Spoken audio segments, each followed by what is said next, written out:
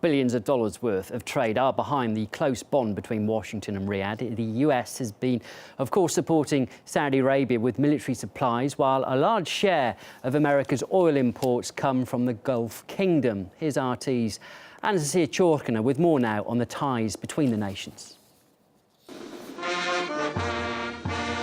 A marriage of convenience between two partners who couldn't be more different, but opposites attract. It wasn't necessarily based on love relationship, but it was a strong, stable marriage for many years. The two have grown quite used to each other. If we said that Israel is the 51st state of the USA, then we are able to say that the Kingdom of Saudi Arabia is the 52nd state of the USA. Despite that, the union between the US and Saudi Arabia has recently hit some bumps. Washington's steps to negotiate with Iran felt like adultery to the Saudis, while blessing the Mubarak coup in Egypt, as well as failing to strike the Assad government in Syria, like a betrayal. But sleeping in a separate bed from the Saudis is not what Washington desires, and the US president is now set to kiss and make up. President Obama has decided to go and visit Saudi Arabia, in part to reassure the Saudis that the United States will remain and is a firm ally of Saudi Arabia. This is Obama's first trip to the top world oil producer since 2009. I don't think that I'll be breaking any news to your viewers by using the O word, oil. This all goes back to the fact that 60, 70, 80 years ago, nobody cared about Saudi Arabia in Washington.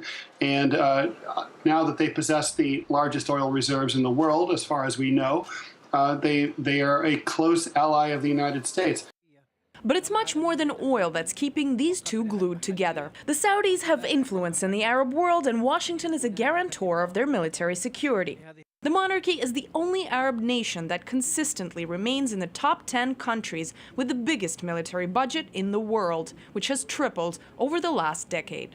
Because of all the petrodollars the Saudis have, they buy an enormous amount of American products, primarily weapons. As a result, American corporations have made enormous profits from these arms sales throughout the years. Most recently, a Canadian subsidiary of a U.S. arms maker announced a 14-year, $10 billion weapons contract with Saudi Arabia. The relationship is not without some embarrassment, of course. But despite any Saudi human rights violations and other forms of oppression that would be typically unacceptable to the West, the U.S. remains supportive of its spouse and chooses to look the other way. It's baffling. At a certain point, you have to start to wonder whether the United States should be making best oil friends elsewhere in the world. It almost seems like the Saudis can get away with just about anything. Despite misunderstandings over U.S. positions on issues the Saudis are adamant about, a divorce between the two is not in the cards in the near future, especially with the U.S. taking fresh steps to make sure its temperamental partner feels special all over again. Anastasia Churkina, RT, Washington, D.C.